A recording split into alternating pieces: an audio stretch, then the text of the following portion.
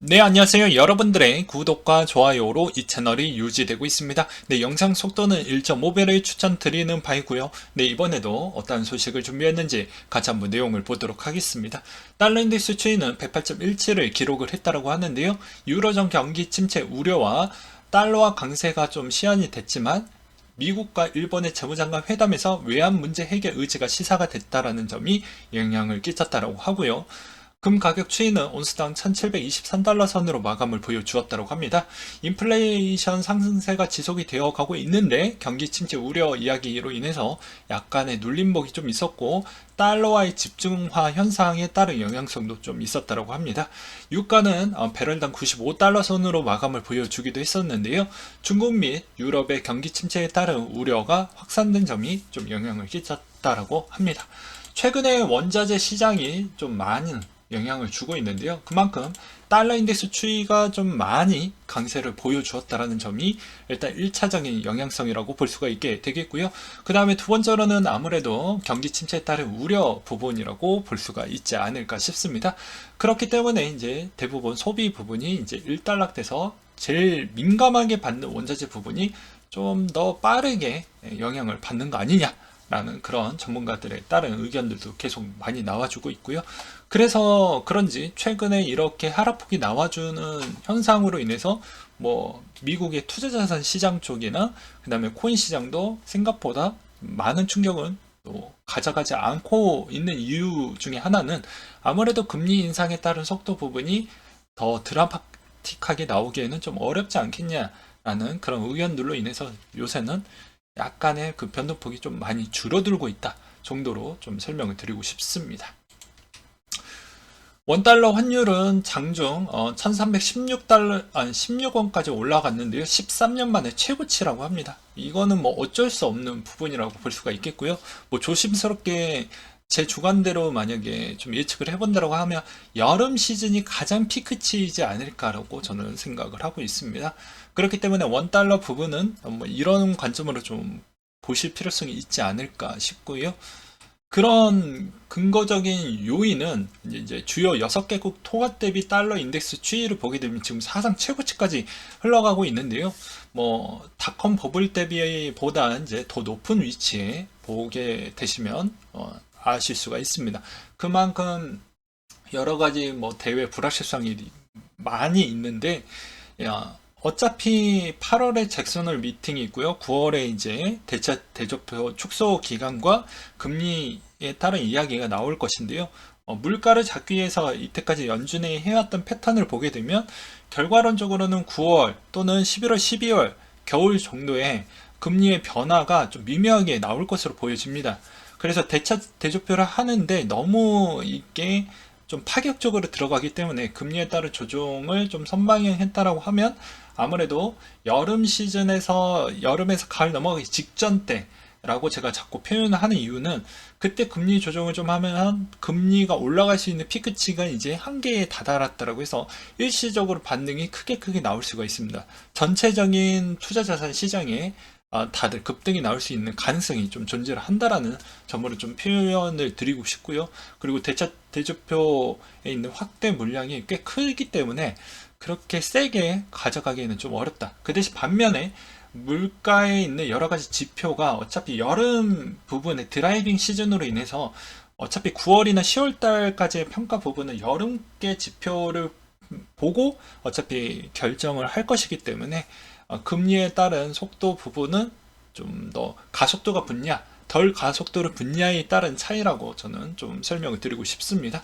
그래서 미국의 선장 둔화로 금리 인하 때 약달러로 돌아설 수 있다고 하지만 대부분 유럽 시장이나 나머지 국가들도 빠르게 지금 금리 인상 속도를 가져가고 있기는 하지만 그 속도가 상대적 대비 그래도 미국이 올라가는 속도 대비보다는 좀 느리다 보니까 그런 점이 좀 없지 않아 있겠거니와 그 다음에 최근에 지금 뭐 국채든 뭐 그 다음에 또 뭐 주식이든 코인이든 부동산이든 지금 적절한 투자처가 별로 없다 보니까 달러 인덱스 추이가 더 높게 갈 수밖에 없는 부분이라고도 저는 생각을 하고 있습니다. 참고하시기 바라겠고요. 그 다음에 달러 대비 20년 내 최저치를 추락한 유로화 부분을 보게 되면 유럽의 이제 여러 가지 에너지난 그리고 유럽의 불확실성이 많이 쏠렸기 때문에 달러 쪽으로 더 많이 쏠린 현상이 좀 끼쳤다라고 볼 수가 있습니다.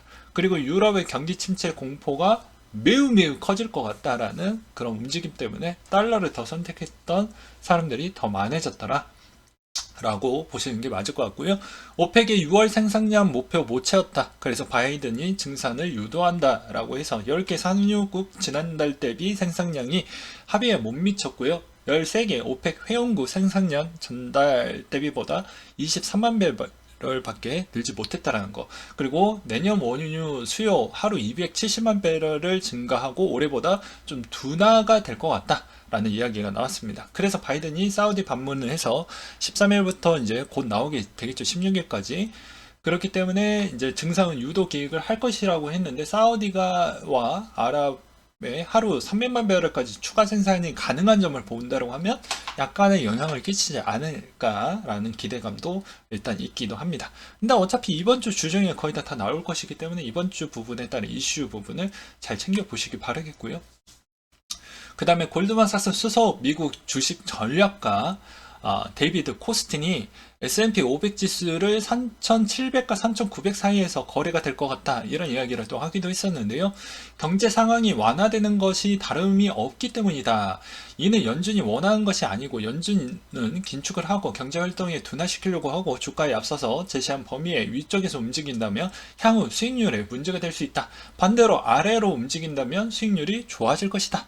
이런 이야기를 또 하기도 했습니다. 근데 이게 왜 중요하냐? 지금은 공통된 악재이기 때문에 그만큼 금리에 따른 속도 부분 매우 중요하고 그게 미치는 부분이 지금 미국 증시와 코인은 지금 같은 길을 지금 흘러가고 있습니다. 그래서 매번 이런 내용들을 꼭 챙겨보시기 바라겠고요.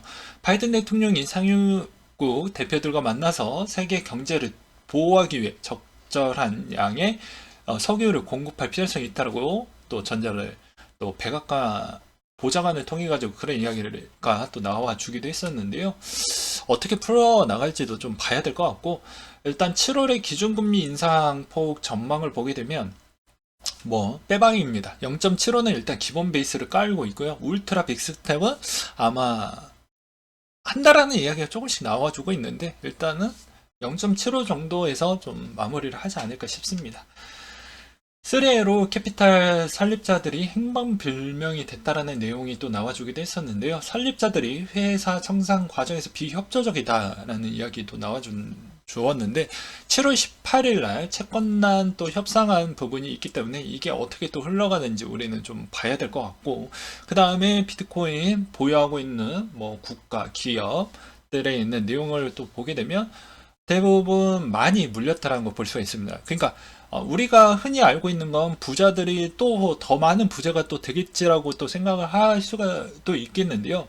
그 부자들 안에서도 대응을 못했던 부자들은 또 내려오게 되어져 있습니다. 누구나 다 부자라고 해서 부자 계층에 올라왔다고 해서 그 부자들이 계속 부자가 되는 건 아니에요. 그래서 여러분들도 노력을 얼마나 하고 얼마나 이쪽에 재능이 있느냐에 따라서 여러분들이 더 한 단계 더 올라갈 수 있냐 없냐에 달라질 수 있다는 점을 꼭 알고 계셨으면 좋겠고요. 유메이드 22만 주 주식 매수 선택권을 행사를 했다고 합니다. 12일 공시로 나왔다고 하는데 행사 가격은 15,659원 정도라고 하고 신주 상장 예정일은 다음 달 12일 정도라고 해서 왜 이분이 월급을 타가지 않느냐 그리고 월급의 위믹스로 다 내 연봉까지 다 갈아 넣었겠다라고 하지만 다 이런 액션이 있었기 때문에 가능하다라는 걸 알 수가 있겠죠. 그리고 파우치가 BA1 오미크론 변이에 이미 감염된 적 있는 사람들도 꽤 많이 있다. 그래서 미국 같은 경우에는 이 BA1이라는 부분이 되게 많이 이제 걸렸다라고 해서 계속 예의주시를 좀 하고 있는 실정이라고 합니다. 그 다음으로 한국 금통위 부분이 이제 기준금리 인상 부분이 결정이 났는데요. 결과론적으로는 0.55%를 더 올려서 2.25까지 되었습니다. 연말 보면 대략 한 3% 정도 저도 보고 있는데 3에서 아마 3.5 사이가 되지 않을까 싶습니다. 그리고 블록원에서 분리시와 그리고 펄피크와 합병의 상장이 연말까지 좀 연장이 됐다라는 점이 또 나와준 게 있었고요. 그리고 주기영 대표가 이제 불법 활동으로 인해서 동결된 스테이블코인 총량을 보니까 테더는 0.57%, 그리고 USDC는 0.007% 정도가 이제 뭐 그 정도라고 하고요. 지난 30년 동안 미국 달러 지수 모든 상황은 아래와 같은 경우에 발생을 한다고 하는데요. 심각한 경기 침체와 자산 거품, 부채 위기 부분이라고 합니다. 샴페인 한 병에 32억 원에 팔렸던 부분이 있었는데 유명 NFT 그림을 부착을 해서 그랬다고 합니다. 그 다음으로 시마이두가 독자 스테이블코인 개발 계획을 발표를 했다고 하는데요. 일단 게임 프로젝트 생태계 시스템 내에 향후 출범할 예정을 갖고 있다고 합니다. 그리고 비트맥스가 자체 거래소 토큰을 상장을 연기를 시켰다고 하는데 지금 오픈해봐야 그쪽으로 들어갈 물량이 생각보다 조조하기 때문에 그런 선택을 했다고 생각이 들고요. 그 다음으로 이제 비트코인의 변화, 지갑과 코인에 있는 수, 매번 이 내용도 중요하다고 볼 수가 있겠죠. 어떤 분이 또 이렇게 또 생각하시는 분들도 또 계셨는데요. 개미가 지금껏 물량의 3분의 1 정도는 좀 바친 것 같다. 그럼 나머지 3분의 2는 기간 부분이라고 볼 수가 있겠죠.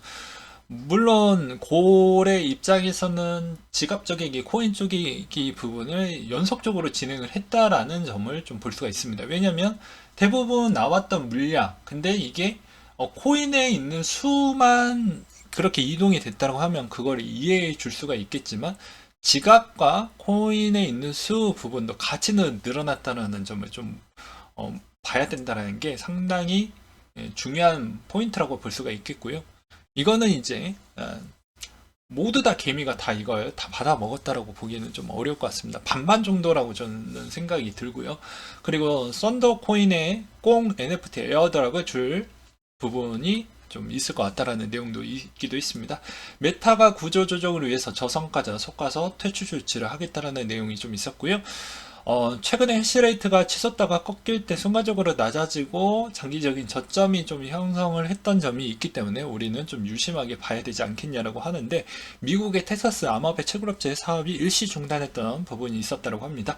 전력의 수급의 차질에 좀 영향이 좀 있었다고 하고요. 최근에 이더리움의 해시레이트도 좀 많이 내려온 상태에서 꾸준히 계속 횡보를 보여주고 있는 실정입니다. 그리고 에이다가 이번 7월 말에 바실 하드포크 부분이 있는데 카라나도 블록체인 인사이트 자료를 보게 되면 블록체인의 스마트 계약 총수가 현재 2,900개를 넘어 사상 최고치를 보여주고 있다는 것이 긍정적으로 좀 볼 수 있는 대목이라고 볼 수가 있겠고요. 그 다음에